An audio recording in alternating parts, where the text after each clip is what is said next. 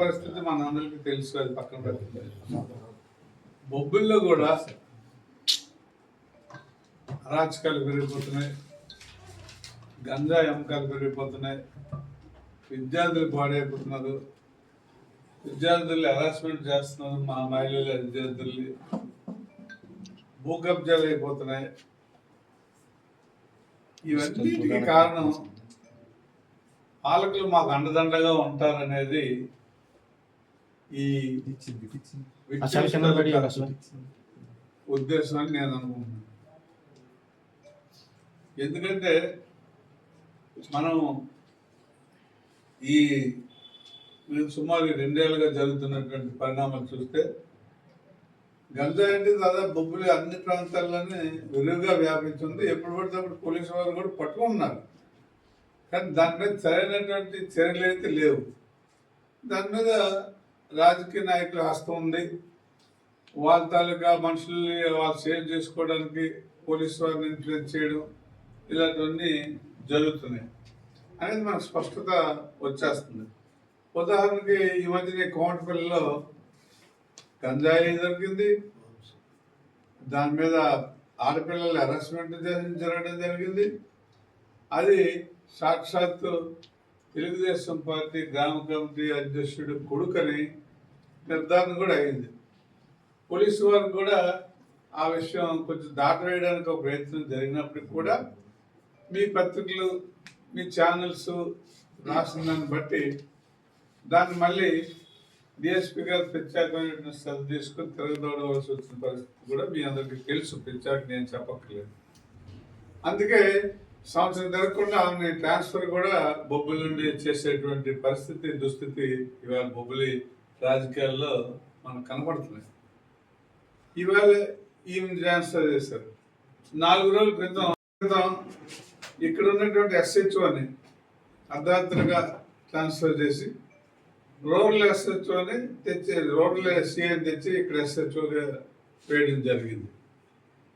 మరి ఆయన అయితే ఈ ప్రస్తుత ఎమ్మెల్యే ఏం చెప్తే అది చేయడానికి తగినటువంటి ఒప్పందాలు కుదుర్చుకొని తెచ్చినట్టుగా బయట ఉన్నటువంటి సమాచారం. ఇది నిజమంత అనేది వాళ్ళకి తెలియాలి, భగవంతుడికి తెలియాలి. ఎందుకంటే ప్రజలు నోరు ఎవరు మూసుకోలేరు కాబట్టి, మోహించలేరు కాబట్టి. మీ దగ్గర ఉన్న సమాచారం మా దగ్గర ఉంది. అయితే మీరు పత్రికలు కాబట్టి మీరు డైరెక్ట్గా అనలేకపోవచ్చు, అనొచ్చు. మరి మాకు తెలిసిన ఇన్ఫర్మేషన్ మేము మీ ద్వారా ఈ ప్రధానికానికి చెప్పే పరిస్థితి ఉంది. అలాగే ఆ హత్య యాక్చువల్గా వాళ్ళ అబ్బాయి కిటికీలో చూసి మా అమ్మని మా నాన్నే సున్నితో చంపేశాడు అనేది చెప్పినప్పటికి కూడా నిన్న ఇక్కడ ఉన్నటువంటి SHO ఒక స్టేట్మెంట్ చూశాను నేను, ఆయన ఇచ్చినటువంటి స్టేట్మెంట్ ఏంటండి, ఇది హత్య కాదు ఆత్మహత్య అని. ఆ అమ్మాయి ఆత్మహత్య చేసుకుంది, అతని భార్య, డ్రైవర్ భార్య అని. డ్రైవర్ చాలా గొప్పవాడని చెప్పి ప్రస్తుతం ఉన్నటువంటి వైస్ చైర్మన్ గారు డ్రైవర్, ఆయన మున్సిపల్ వైస్ చైర్మన్ గారు డ్రైవర్, ఆయన ఒక స్టేట్మెంట్ కూడా ఇచ్చాడు, నా డ్రైవర్ చాలా ఉత్తముడు అని. ఉత్తముడు అయితే ఉత్తముడు తాలూకా భార్యను చంపడమో లేకపోతే చచ్చిపోవడమో లేకపోతే ఈ పరిస్థితి అయితే ఎలాగ వస్తుంది అనేది. పైగా ఆవిడ లోకల్గా ఉండేటువంటి స్కూల్స్లో ఎక్కడో పనిచేస్తుంది, చైతన్య స్కూల్లో ఎక్కడో దాదాపు 30,000 రూపాయల జీతం కూడా తెచ్చుకుంటుంది. నిజంగా అంత ఇబ్బంది అయినటువంటి కుటుంబపరంగా కూడా ఇబ్బంది అయినటువంటి పరిస్థితి కాదు. మరి ఇవన్నీ ఒకటి జరుగుతున్నటువంటి పరిణామాలు చూస్తుంటే ఈ బొబ్బుల్లో అరాచకం విపరీతంగా పెరిగిపోతుంది అనే దానిలో ఏమాత్రం ఎవరికి సందేహం లేదు. ఇంకా దొంగతనాలు, ఎవరు ఇలాగా క్యాంప్ వెళ్ళడం భయం, ఆ కాలనీలోనో ఈ కాలనీలోనో ఆ మెయిన్ రోడ్డు మీద ఈ మెయిన్ రోడ్డు మీద దొంగతనాలు కూడా జరుగుతున్నాయి. అయితే పోలీసులు సమర్థులా అనేది మీకు తెలియాలి, సమర్థులనే అనుకుందాం. కానీ దొంగతనాలు ఇంత వెచ్చలవిడిగా ఎందుకు జరుగుతున్నాయి? కంప్లైంట్ ఇచ్చిన తర్వాత కూడా ఏమీ రికవరీ అయ్యేటువంటి పొజిషన్ అయితే కనబడడం లేదు. ఈ విధంగా మరి వాళ్ళ తాలూకా దొంగతనాల తాలూకా పరిస్థితి ఇలా ఉంది. ఇవన్నీ కూడా ఈ 2 సంవత్సరాల కాల పరిధిలోనే మన బొబ్బుల్లో చాలా ఎక్కువగా జరుగుతున్నాయి. ఇదివరకు మీకు తెలుసు, ఇప్పుడు దాని కూడా ప్రస్తావించట్లేదు. అభ్యుదయ కార్మికులకు సంబంధించిన వాళ్ళు అబ్బాయిలు దెబ్బలాడుకుంటుంటే ఆ సెటిల్మెంట్ కోర్టులోనే జరిగింది. అలాగే 10 లక్షలు ఎంత ఇప్పించాడు బేబీ నాయన్ అనేది అప్పట్లో ఒక అభియోగం అన్నామండి, విషయం అన్నామండి, బయటికి బాగా ఆనోట మన అందరికి స్ప్రెడ్ అయింది. మేము కూడా విన్నాం, మీరు విన్నారు. కానీ అది అక్కడ మరి ప్రత్యేకంగా ఏదో జరిగిపోయింది లేదు, దాని గురించి మనం ఎందుకు ప్రస్తావన చేయాలని దాన్ని పొలిటికలైజ్ చేయడం మాకు ఇష్టం లేక మానేసాం. కానీ ఇవాళ ఇవన్నీ చూస్తుంటే అంటే సీరియల్గా ఈ 2 yearsలోనే 1 by 1 వస్తూనే ఉంది. ఇక భూ కబ్జాలు ఎమ్మెల్యే గారు ఎమ్మెల్యే అయిన తర్వాత, కుమార్ కృష్ణ రంగారావు గారు ఎమ్మెల్యే అయిన తర్వాత భూ కబ్జాలు చాలా ఎక్కువ జరుగుతున్నాయి. భూ కబ్జాలు అంటే గ్రామ కంటాలు, గతంలో ల్యాండ్ సీలింగ్లు ఇచ్చినటువంటి భూములు, అమ్మేసిన భూములు వెనక్కి తీసుకున్నటువంటి భూములు, ఇలాంటివన్నీ జరుగుతాయి. ఉదాహరణకి మన సంతోట ఉంది, కీర్తిశేషులు చిలకాని వెంకట్రావు గారు చైర్మన్గా ఉన్నప్పుడు అక్కడ బొబ్బిలి గ్రామ కట్టల కింద దాన్ని గుర్తించి అక్కడ సంతోట పెట్టడం జరిగింది. మన అందరికి తెలుసు. అంటే నా వయసు కానీ నాకంటే కొంచెం చిన్న వయసు ఉన్నటువంటి మీకు అందరికి కూడా తెలుసు. వెంకట్రావు గారు రిజ్యూమ్లో జరిగినట్టు కానీ ఈ సత్యం ఇలా. అయితే అది ఇప్పుడు ఏకంగా వీరు ఎమ్మెల్యే అయిన తర్వాత లేఅవుట్లు వేసి పక్క సర్వే నెంబర్లు వేసి అమ్మేయడం మొదలుపెట్టారు. గ్రామం కంటే పక్క సర్వే నెంబర్లు వేసిస్తే ఇది మేము బయటకు తీస్తే ఆ కొనుక్కున్నోడు ముందు నష్టపోతాడు.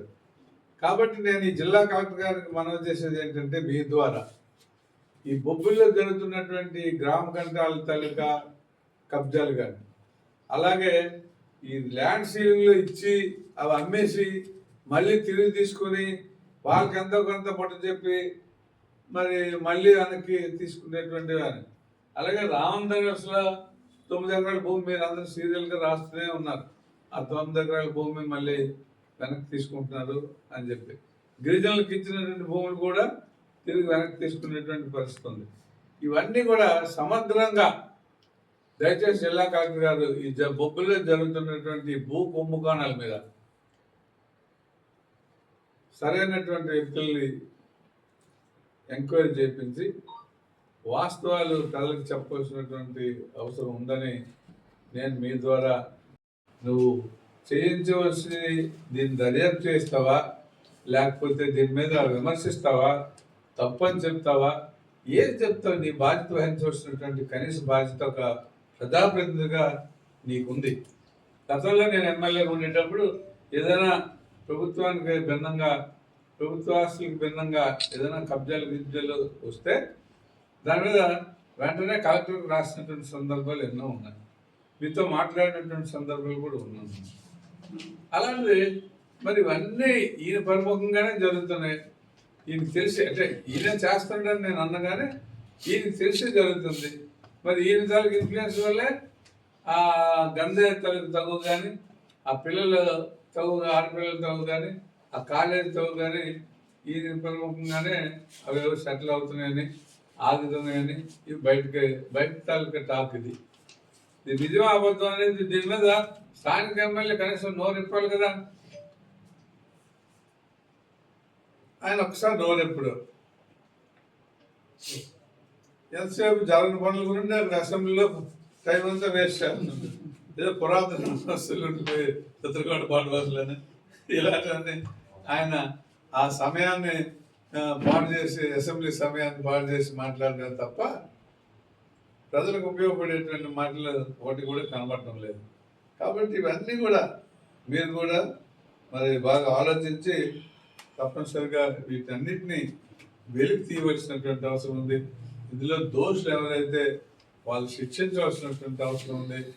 మరి అక్రమ బదిలీలు వచ్చేసి అధికారులు కూడా భయభ్రాంతులు చేసినటువంటి పరిస్థితి ఈ బొబ్బుల్లో కనబడుతుంది.